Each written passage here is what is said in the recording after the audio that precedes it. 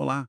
Hoje a gente vai mergulhar fundo numa história bem conhecida, a parábola dos dois filhos, que está lá no Evangelho de Mateus. A gente tem aqui uma análise bem detalhada dessa passagem, e nosso objetivo é tentar entender o significado mais profundo dela, sabe? O que ela ensina sobre obediência, sobre arrependimento e sobre aquela diferença, né, entre o que a gente fala e o que a gente realmente faz. Ok, vamos desempacotar isso. Para quem não lembra assim de bate-pronto, a história é basicamente essa. Um pai tem dois filhos, ele pede para os dois irem trabalhar na vinha dele. O primeiro responde tipo, não tô afim. Mas depois, sei lá, pensa melhor, se arrepende e vai. Já o segundo, ele é tudo, sim senhor, claro pai, mas no final das contas ele não vai, não aparece lá. Aí Jesus joga a pergunta, né? Qual dos dois realmente fez a vontade do Pai? E a resposta parece óbvia, né? O primeiro. Exato. Mas o interessante mesmo, eu acho, é entender o contexto, sabe? Quando e por que Jesus contou essa história. Ele estava lá no templo, ensinando, e os principais sacerdotes, os líderes religiosos, foram questionar a autoridade dele, aquela coisa de com que direito você faz isso. E um pouco antes da parábola, Jesus tinha colocado eles numa saia justa, né? Perguntou se o batismo de João Batista vinha de Deus ou era coisa dos homens. Eles ficaram sem saber o que responder, com medo da reação do povo ou de contradizer as escrituras, talvez. O fascinante aqui é que a parábola entra logo depois dessa evasiva deles. Foi, assim, uma resposta direta, um jeito de Jesus mostrar para eles a própria hipocrisia, sabe? Ele usou a história para dizer, olha, vocês são como esse filho que fala sim, mas não faz. Foi um confronto bem direto com a liderança religiosa da época. E essa análise que a gente está usando, ela detalha bem os símbolos, né? O pai, claro, representa Deus. O primeiro filho, aquele que diz não, mas depois se arrepende e vai, ele simboliza os considerados pecadores da época, tipo os publicanos, as prostitutas, pessoas que, de repente, apesar de uma vida considerada errada, ouviram a mensagem, como a de João Batista, e mudaram de verdade, se arrependeram.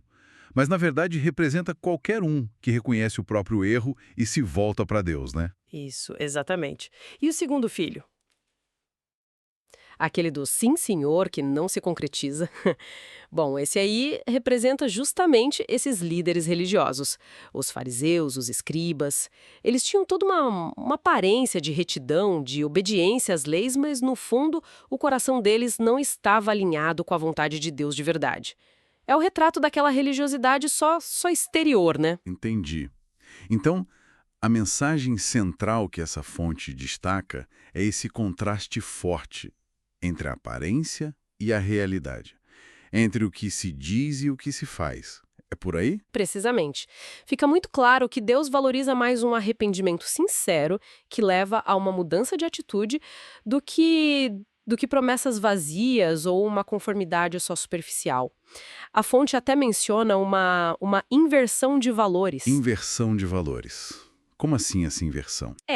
Se conectarmos isso ao quadro geral, Jesus estava essencialmente dizendo que aqueles que eram desprezados pela elite religiosa, como os publicanos e as prostitutas, ao se arrependerem sinceramente, estavam, na verdade, entrando no reino de Deus antes daqueles que se achavam justos e corretos. Porque Deus, bom, Ele olha o coração, né? ele vê a essência da mudança, a sinceridade. Ele não se deixa enganar por rituais ou por uma fachada religiosa. É uma crítica bem forte à hipocrisia e ao legalismo da época. Faz todo sentido. E a fonte também traz um alerta importante sobre o auto-engano, né? O perigo da gente se enganar. Ela aponta que esses líderes faziam muitas coisas para serem vistos pelos outros, para ganhar reconhecimento. Eles se sentiam justos por causa das suas próprias obras, das regras que seguiam. E por causa disso, eles acabavam cegos para a própria necessidade de arrependimento. Era mais fácil focar no pecado dos outros, né? Fica a lição, então. O primeiro passo é sempre olhar para si mesmo, reconhecer as próprias falhas. É um ponto crucial, sem dúvida. E essa análise que a gente está vendo, ela faz até um paralelo rápido e interessante com outra parábola bem conhecida, a do filho pródigo. Dá para traçar uma linha, né?